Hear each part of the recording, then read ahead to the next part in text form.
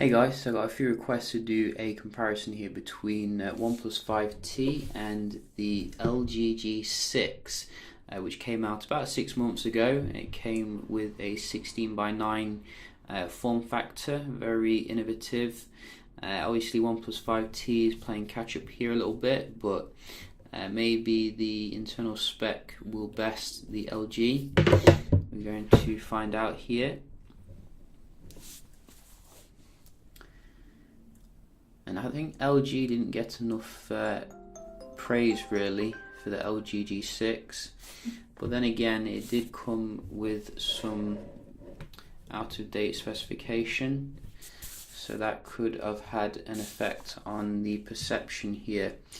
We can see OnePlus 5T only just beats the LG G6 here when it comes to the boot up, which is nice. You can see we are running a more stock build here of Android on the OnePlus 5T, which some people will enjoy.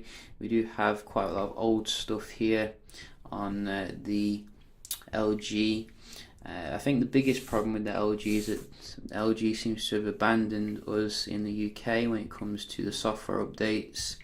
I think we're still running July patch level here, which is quite shameful, because it does put you at risk of all sorts of stuff like the Wi-Fi bugs and that. Obviously OnePlus is doing very well when it comes to the updates, but we are only getting Android Nougat here. Nevertheless, let's have a look how they do compare. We have installed apps on both of them, so we're just going to start up a few and see if there's any differences here. You can see that display difference there on both of them. I think you're going to get more realistic colours with the LG versus the saturated AMOLED on the OnePlus, which comes with full HD, I think, no, not 2K. So you do get that on the LG, which is quite nice. You can see really it's not a huge difference as I was expecting.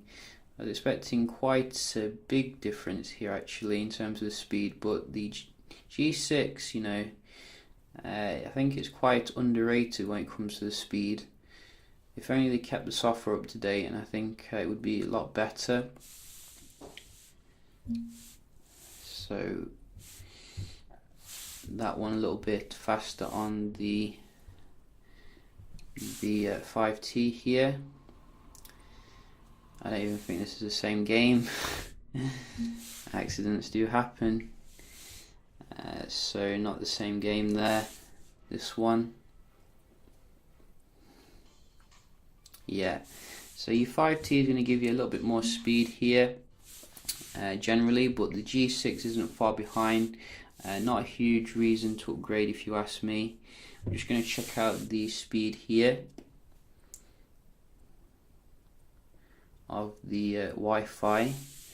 So let's start with 5T. Oh, hang on. I remember that the 5T seems to love Manchester for some reason. So we are going to fix that. Just a second. I have no idea why it always defaults there. Right, that's better.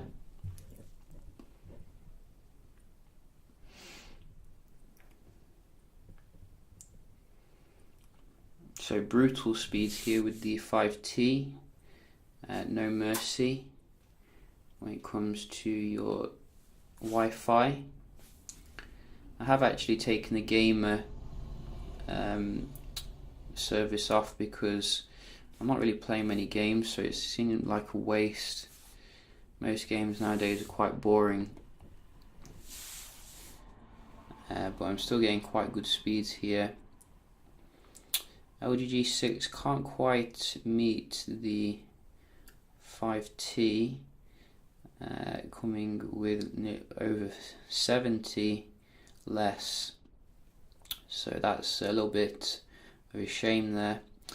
But it is a little bit older, so we will give it a pass. Hopefully this year LG will give you Snapdragon 845, which I think is going to be the next flagship.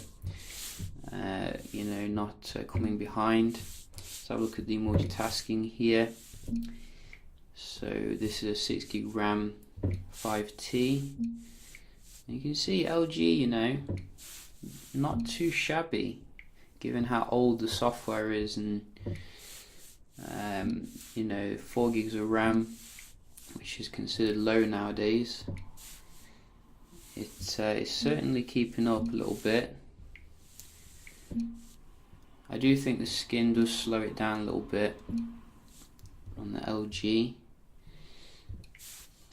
but very nice multitasking tonight from LG G6, like a G6. So yeah, you know, very little difference there. Oh, I've won something. So other things to consider here, I think we're getting full IP68 on the G6, which, you know, is very good if you're prone to dropping your phone. Very well built handset that conforms to military standards in terms of the drop testing, etc. apparently. So, you know, that is something quite nice to consider.